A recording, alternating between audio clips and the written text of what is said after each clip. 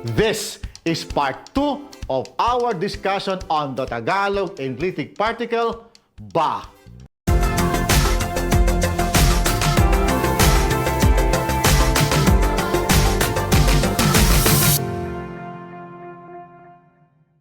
Kumusta po kayo? Welcome back. We are continuing our discussion on the particle ba in Tagalog, which is part of a huge chapter on the Tagalog Enclitic Particles. Enclitic particles are monosyllabic and duosyllabic words that grammatically connect two words that convey different nuances and meanings. If you wish to check out the different topics in this chapter, please check out the links in the description box down below. In the last video, we have learned that the enclitic particle ba is used in the following instances: when emphatically asking a question, as a tag question seeking clarification, and in expressing puzzlement, disappointment, or irritation. Also, in the last video, I have given you some examples on how to use the enclitic particle ba in emphatically asking questions. We will have more sample sentences in this video. So, tara! Simulan na natin. Let's begin. Let me start with some random sample questions.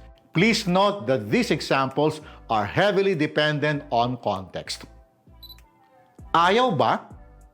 This could mean, did he reject it? Doesn't he like it? He doesn't want to? He doesn't want to do it? Tama ba? Is it correct? Pwede ba? Is it possible? Panalo ba? This could mean, is it a win? Did we win?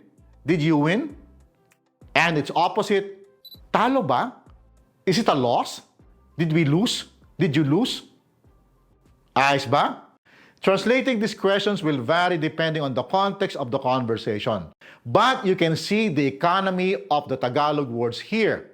We use the same question regardless of who is the subject or what is the situation. Cool? Moving on.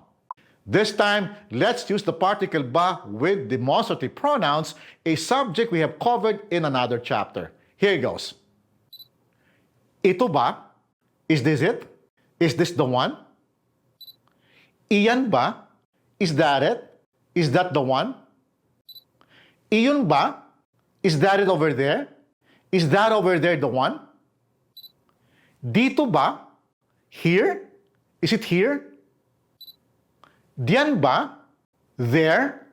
Is it there? Doon ba? Over there? Is it over there? Nandito ba? Is it in here?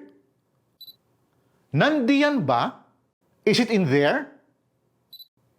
Nandoon ba? Is it over there? Heto ba? Is this the one? Ayan ba? Is that the one? Ayun ba?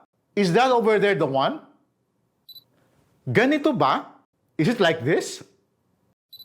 Ganiyan ba? Is it like that? Ganoon ba? Is it like that over there? Ayos? Now, let's try some sample sentences with verbs.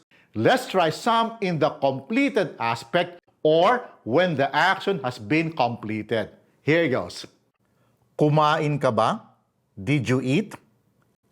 Umalis ba siya? Did he or she leave? Natulog ba sila? Did they sleep?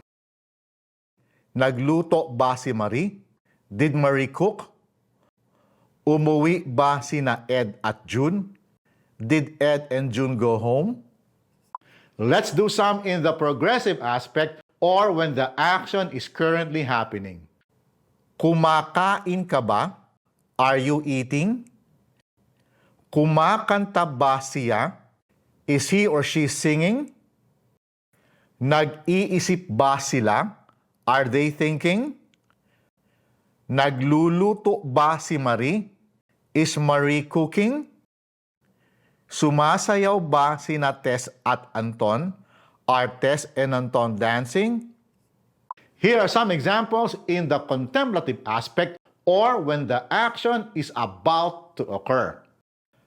Kakain ka ba? Are you going to eat? Aalis ba siya? Is he or she going to leave? Maglalakad ba sila?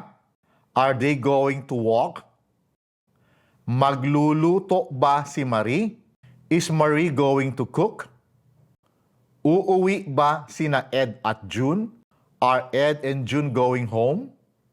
Ayos ba? Are you getting the hang of it? I hope so. Now, let's use the particle ba with adjectives. Maganda ka ba? Are you pretty? Matalino ba si Ed? Is Ed smart? Mabait ba si June? Is June nice? Mayaman ba si Ariana? Is Ariana rich? Kuripot ba si Marie? Is Marie stingy? Sikat ba siya? Is he or she famous? Maaarte ba sila? Are they finicky? Masusungit ba sina Tina at Ella? Are Tina and Ella grumpy? If you're liking this video so far, please hit the like button because that will help in growing this channel, alright? This time, let's move on to the second use of the particle ba as a tag question seeking clarification. This is expressed in the interrogative phrase, hindi ba? In English, this is the equivalent of the interrogative phrases, isn't it, aren't they, didn't he, didn't they, etc. Let's try some sample sentences. Here goes. Maganda, hindi ba? Pretty, isn't it? Pangit, hindi ba? Ugly, isn't it? Maliit, hindi ba? Small, isn't it? Malaki, hindi ba? Big, isn't it? Maliwanag, hindi ba? Clear, isn't it? Madilim, hindi ba? Dark, isn't it? Maganda si Tess, hindi ba? Tess is pretty, isn't she? Magaling si Lionel Messi, hindi ba? Lionel Messi is good, isn't he? Matatangkad sila, hindi ba? They are tall, aren't they? Hindi darating si June, hindi ba?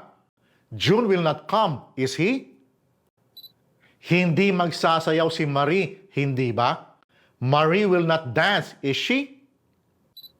Hindi sila maglalakad, hindi ba? They will not walk, are they? Cool? Now, let's go to the last use of the particle ba in expressing puzzlement, disappointment, or irritation. This is characterized by being wrong or being led to believe one thing about someone or something only to be proven wrong. The feeling of puzzlement, disappointment, or irritation is expressed in the phrase, akala ko ba, which loosely translates to, I thought something is like this, but I was wrong. Or, I was made to believe something to be true, but how come it's not? Confused? Don't be. The following examples should clarify. But again, context will play a big part here. Here goes. Akala ko ba matalino ka? I thought you are smart. How come you're acting dumb? Note that this is not as simple as being mistaken about one's opinion and later realizing that that opinion is wrong.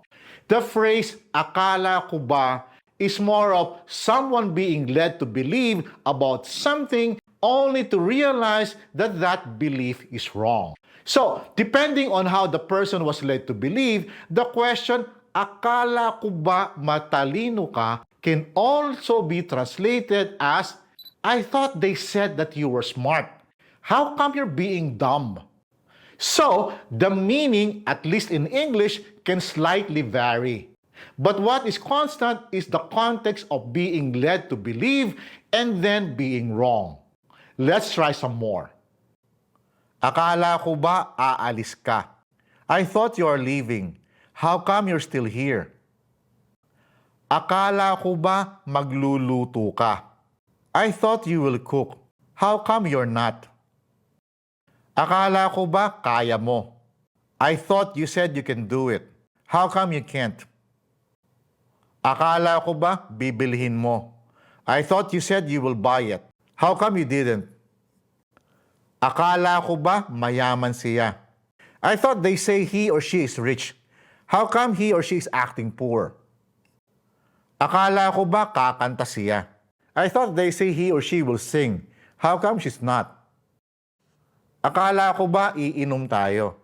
I thought we will drink. How come we're not? Akala ko ba mababait sila? I thought they say they're nice. How come they're acting evil? Akala ko ba mga sikat sila? I thought they say they're famous. How come no one knows them? So there you have it. We have just extensively covered in this video and in the last video how and when to use the enclitic particle ba.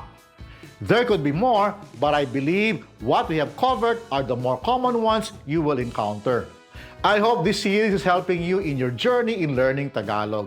We will continue to talk more about other particles like lang, naman, muna, pala, and the others in this huge chapter on the Tagalog enclitic particles. I hope you'll catch that. I will see you again soon. Maraming salamat po at hanggang sa susunod.